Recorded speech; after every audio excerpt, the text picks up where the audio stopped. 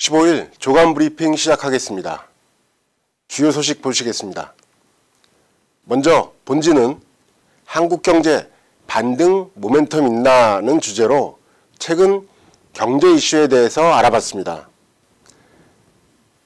남북 정상회담과 북미 정상회담, 또 이어 남북 정상회담 등 한반도 평화 무드와 달리 한국 경제는 점점 침체 늪으로 빠져들고 있습니다. 우리나라를 먹여 살릴 만한 새로운 성장 동력을 찾아야 한다는 목소리가 높아지고 있는데요.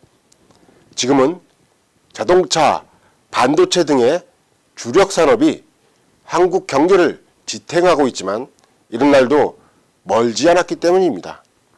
문제는 한국 경제가 과거에 수출 주도 성장해서 한 발짝도 앞으로 나아가지 못하고 있다는 것입니다. 안팎으로 경기 침체를 알리는 빨간불이 켜졌지만 제조업 경쟁력과 대미, 대중 수출에 대한 의존도는 계속 커져가고 있습니다. 실제 지난달 자동차 생산과 내수, 수출이 동반 감소한 상황입니다. 내수도 힘겹기는 마찬가지입니다. 미래에 대한 불확실성으로 소비자들이 소비와 투자에 대해서 인색한 상황인 것입니다. 대외적으로도 미중 무역 갈등에 신흥국 위기가 겹치면서 수출 악화, 자본 유출 등 곳곳에서 경고음이 울리고 있습니다. 결국 답은 신산업과 기술 혁신을 통해 돌파구를 찾아야 하는데요.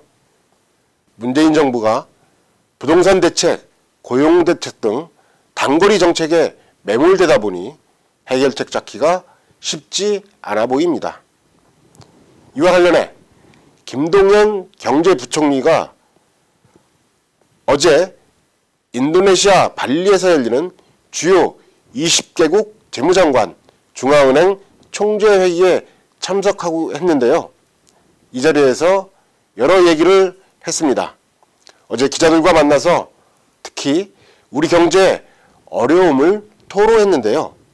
김 부총리는 대내 여건이 지난번 정부안보다 악화된 것은 사실이다라고 말했습니다. 뒤이어 올해 경제정책 방향에 내년 경제성장률 등 거시지표가 포함되어 있는데 수치를 어떻게 조정할지 검토하고 있다고 밝혔습니다. 정부 고위 관계자의 입을 통해서 내년 경제성장률을 당초 예상보다 낮출 수 있다는 발언이 나온 것입니다. 특히 김 부총리는 고용 문제에 대해 신경을 곤두세우고 있는데요. 일자리를 하나라도 더 만들 수 있다면 뭐라도 하고 싶다. 고용이 엄중한 상황인데 정부가 가만히 있으면 되겠냐라고 힘주어 말하기도 했습니다.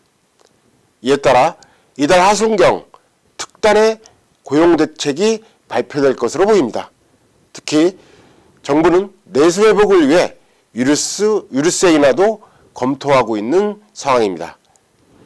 깊어지는 경기 침체를 되돌리기 위한 정부의 발걸음이 때로는 애처롭게 보이기도 하는데요.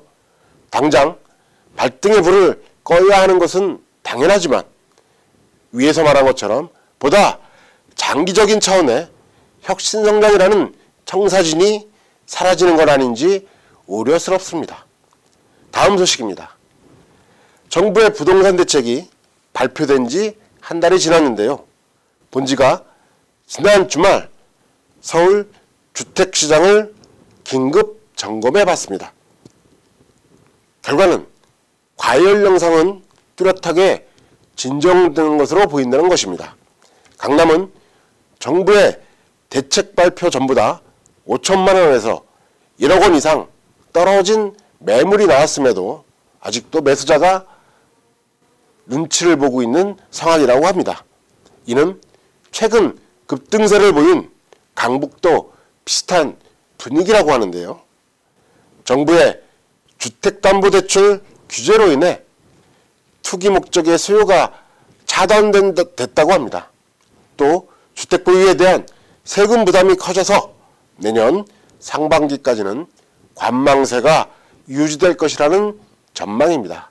아주경제 조간 브리핑이었습니다.